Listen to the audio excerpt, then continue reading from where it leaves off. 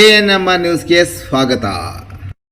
ಚಿಂತಾಮಣಿಯ ಹೆಸರಾಂತ ಡೆಕ್ಕನ್ ಆಸ್ಪತ್ರೆ. ನಮ್ಮಲ್ಲಿ ಜನರಲ್ ಮೆಡಿಸಿನ್, ಸಾಮಾನ್ಯ ಶಸ್ತ್ರಚಿಕಿತ್ಸೆ, ಅಡ್ವಾನ್ಸ್ಡ್ ಲ್ಯಾಪ್ರೋಸ್ಕೋಪಿಕ್ ಶಸ್ತ್ರಚಿಕಿತ್ಸೆ, ಗ್ಯಾಸ್ಟ್ರೋಎಂಟರಾಲಜಿ, ಮೂಳೆ ಚಿಕಿತ್ಸೆ, ಪ್ರಸೂತಿ ಮತ್ತು ಸ್ತ್ರೀರೋಗ ಶಾಸ್ತ್ರ, ಮಕ್ಕಳ ಚಿಕಿತ್ಸೆ, ದಂತ ಚಿಕಿತ್ಸೆ, ಕಿವಿ, ಮೂಗು ಮತ್ತು ಗಂಟಲು, ಮೂತ್ರಶಾಸ್ತ್ರ ಚಿಕಿತ್ಸೆ, ನರವಿಜ್ಞಾನ, ನಾಳಿಯ ಮತ್ತು ಎಂಡೋವ್ಯಾಸ್ಕ್ಯುಲರ್, ನೆಫ್ರಾಲಜಿ, ಡಯಾಲಿಸಿಸ್, ಬೌಲ್ ಚಿಕಿತ್ಸೆ, ರೇಡಿಯಾಲಜಿ, ಎಂಡೋಸ್ಕೋಪಿ ಲಭ್ಯ.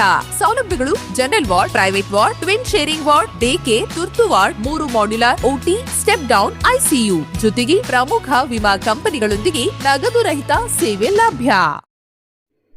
ಕೈವಾರ ಗವಿ ಬಳಿ ಇಸ್ಪೇಟ್ ಜೂಜಾಟದ ಅಡ್ಡೆ ಮೇಲೆ ಪೊಲೀಸರು ದಾಳಿ, 5 ಮಂದಿ ವಶಕ್ಕೆ, ನಗದು ಜಪ್ತಿ. ಚಿಂತಾಮಣಿ ತಾಲೂಕಿನ ಪ್ರಸಿದ್ಧ ಧಾರ್ಮಿಕ ಕ್ಷೇತ್ರ ಕೈವಾರದ ಗವಿ ಕಡೆಗೆ ಹೋಗುವ ರಸ್ತೆಯ ಸರ್ಕಾರಿ ಕಾಲುವೆ ಬಳಿ ಕಾನೂನು ಬಾಹಿರವಾಗಿ ಇಸ್ಪೇಟ್ ಜೂಜಾಟ ಆಡುತ್ತಿದ್ದ ಅಡ್ಡೆಯ ಮೇಲೆ ಪೊಲೀಸರು ಮಿಂಚಿನ ದಾಳಿ ನಡೆಸಿ 5 ಜನ ಆರೋಪಿಗಳನ್ನು ನಗದು ಹಾಗೂ ಇಸ್ಪೇಟ್ ಎಲೆಗಳ ಸಮೇತ ಬಂಧಿಸಿರುವ ಘಟನೆ ನಡೆದಿದೆ.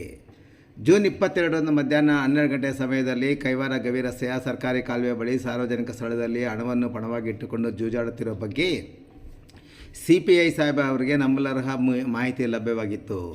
ಈ ಹಿನ್ನೆಲೆಯಲ್ಲಿ ಪೊಲೀಸ್ ಅಧಿಕಾರಿಗಳು ತಕ್ಷಣ ಕಾರ್ಯಪ್ರವೃತ್ತರಾಗಿ ಪಂಚಾಯತಿದಾರರನ್ನು ಕರೆಸಿಕೊಂಡು ದಾಳಿಗೆ ತಂಡ ರಚಿಸಿದ್ದರು. ಠಾಣೆಯ ಸಿಬ್ಬಂದಿಗಳಾದ ASI Dinesh, ASI Veeregowda, CSC Nagaraj, PC Pavan Kumar, CPC Basavaraj ಮತ್ತು ಸಿಪಿಸಿ ಮಂಜೇಶ್ ಅವರನ್ನು ಒಳಗೊಂಡ ಜಂಟಿ ತಂಡವು ಸರ್ಕಾರಿ ಜೀಪ್ ಹಾಗೂ ದ್ವಿಚಕ್ರ ವಾಹನಗಳಲ್ಲಿ ಗವಿ ಬಳಿಗೆ ಧಾವಿಸಿತು.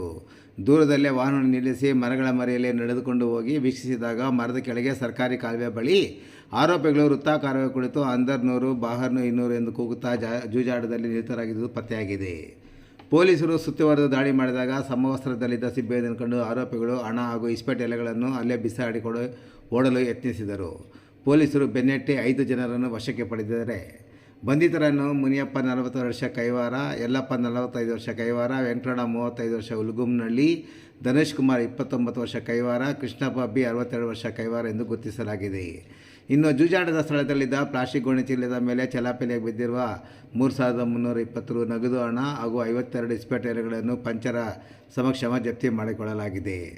ಯಾವುದೇ ಪರವಾನಗಿ ಇಲ್ಲದೆ ಜೂಜಾಡುತ್ತಿದ್ದ ಆರೋಪಿಗಳ ವಿರುದ್ಧ ಮೊದಲಿಗೆ ಠಾಣಾ ಎನ್ಸಿಆರ್ ನಂಬರ್ 332/2020 ದಾಖಲಿಸಿಕೊಂಡು ಬಳಿಕ ನ್ಯಾಯಾಲಯದ ಅನುಮತಿ ಪಡೆದು ಠಾಣಾ ಮೊಬೈಲ್ಗೂ ಸಂಖ್ಯೆ 219/2026 ಕಲಂ 87 ಕೆಪಿ ಆಕ್ಟ್ ರೀತ್ಯ ಸಂಜ್ಞೆ ಪ್ರಕಾರ ದಾಖಲಿಸಿಕೊಂಡು ತನಿಖೆ ಕೈಗೊಂಡಿದ್ದಾರೆ.